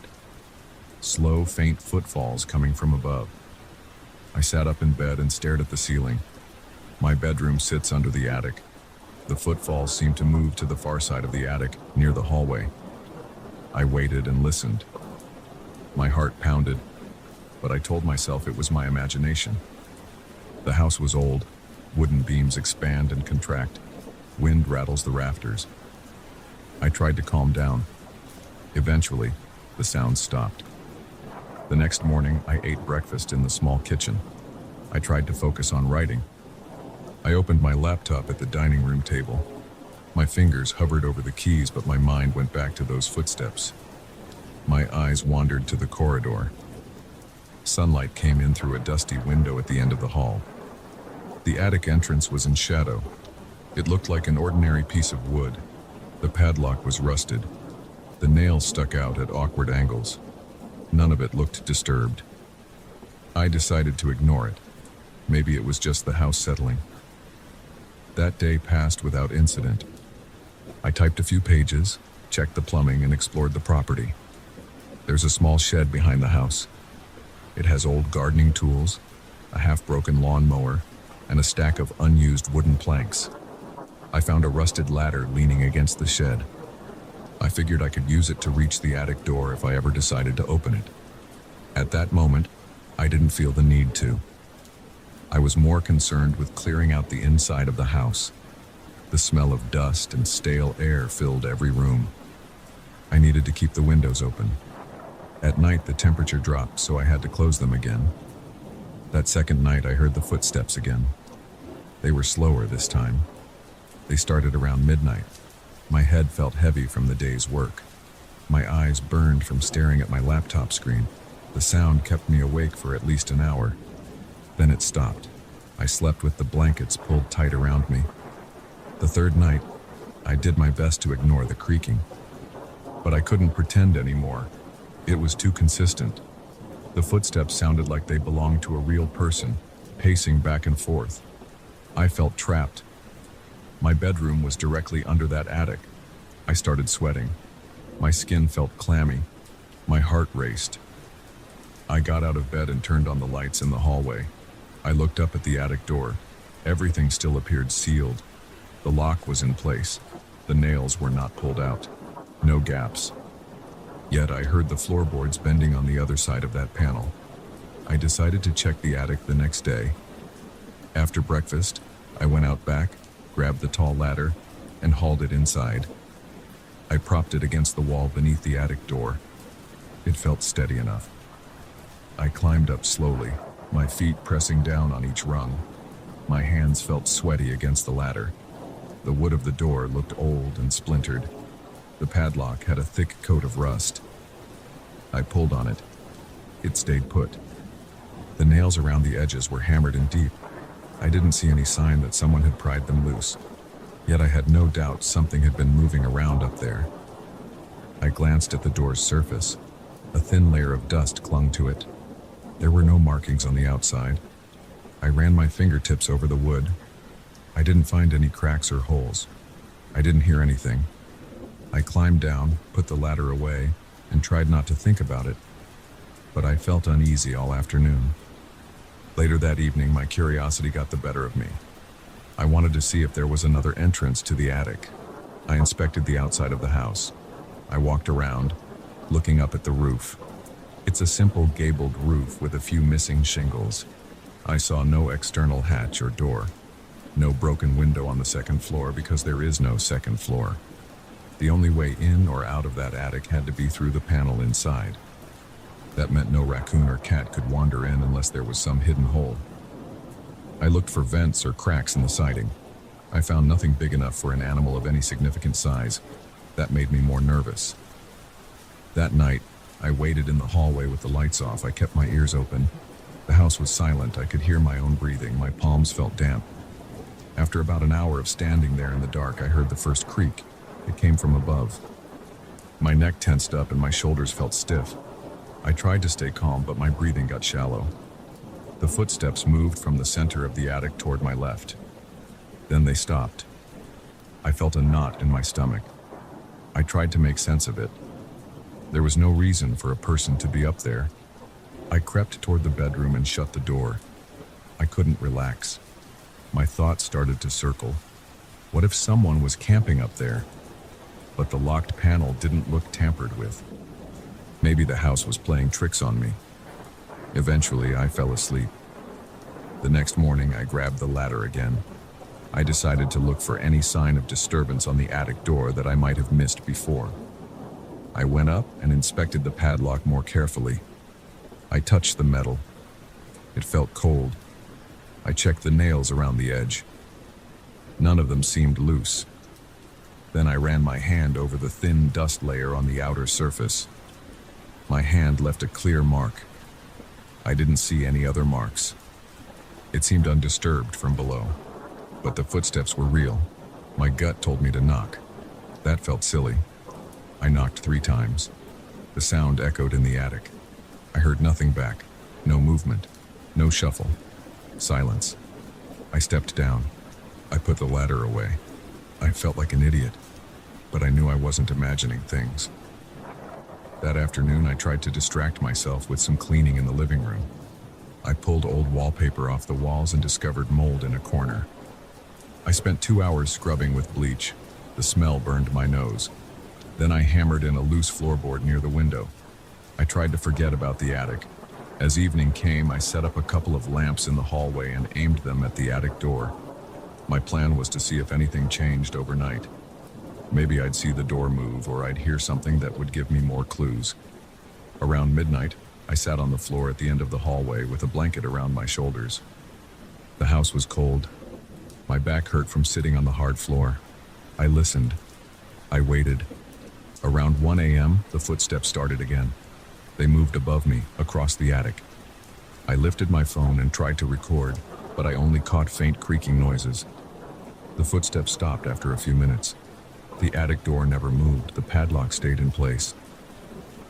In the morning, I climbed up again to look at the dust on top of the door. I saw my old handprint from the day before, but now there were new smudges in the dust. They looked like footprints in powder, except they were on the upper side of the door's frame. I couldn't see them clearly, but it seemed like small patches of dust were missing, as if someone or something had stepped near the edges. My chest tightened. I stepped back down, feeling lightheaded.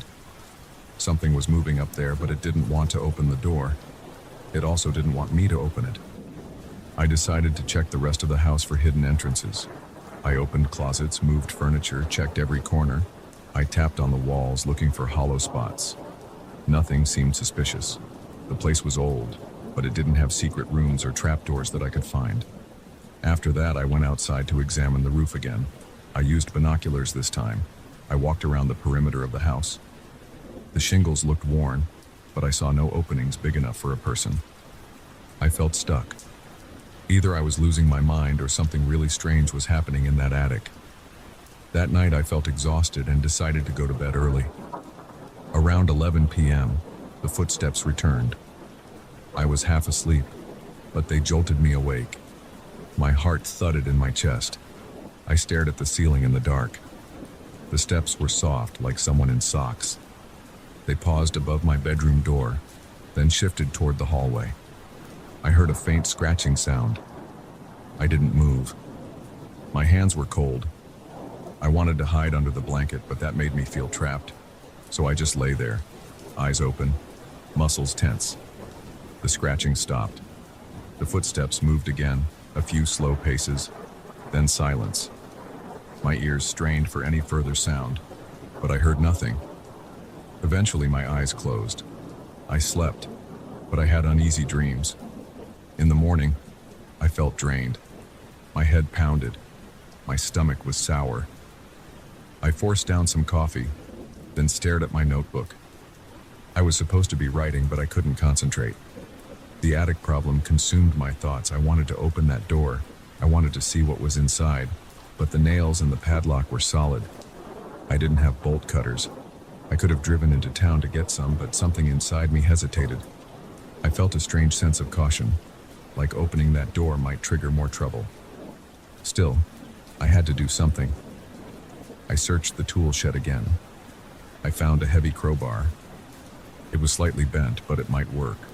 I picked it up and walked back inside. I set up the ladder. I climbed up. I placed the crowbar under the edge of the attic door. I tried to apply pressure. The nails refused to budge. The padlock was attached to a metal latch bolted into the wood. I leaned all my weight on the crowbar. The door creaked but held firm. I felt the ladder wobble. That moment of instability scared me. I pictured myself crashing to the floor. My stomach lurched. I decided to stop before I broke my neck. I climbed down, set the crowbar aside, and sat on the floor for a moment. My hands were trembling. I felt the taste of metal in my mouth. My heartbeat took a while to settle. For the rest of that day, I tried to ignore the attic. I worked in my office area, sorting through old books and random junk left behind. I found a few receipts and letters from decades ago. They were mostly related to property taxes and maintenance. None of them mentioned the attic. None of them explained why someone would lock it so thoroughly. As night approached, I felt a lump in my throat. I dreaded hearing those footsteps again. I considered sleeping in the living room, but that would mean I was still under the same roof. It wouldn't make much difference, so I stayed in my bedroom. I lay on my bed, fully dressed, staring at the dark ceiling. The footsteps started at midnight. This time, they felt heavier. The boards creaked louder. I sat up and turned on the bedside lamp. I kept my eyes on the ceiling. The sound moved toward the hallway. I heard a faint thud. Then everything went quiet. My heart was pounding so hard I could feel it in my throat. I got out of bed, opened the bedroom door, and stepped into the hallway. The overhead light was on. The attic door looked the same. I didn't see any movement, but I felt unsettled. The air felt chilly. My arms were covered in goosebumps. I stood there for several minutes, waiting to see if anything else happened. Nothing did. I went back to bed around 2 a.m. and dozed off from sheer exhaustion. This pattern continued for several more nights. Each night, the footsteps varied in intensity. Sometimes they were faint. Sometimes they were louder. I tried everything I could think of. I tried talking through the door. I tried recording the sounds. I tried placing flour on the hallway floor beneath the attic door to see if anything might drop down or disturb it. In the morning, the flour was untouched. The padlock never moved. The nails never pulled out. But I kept seeing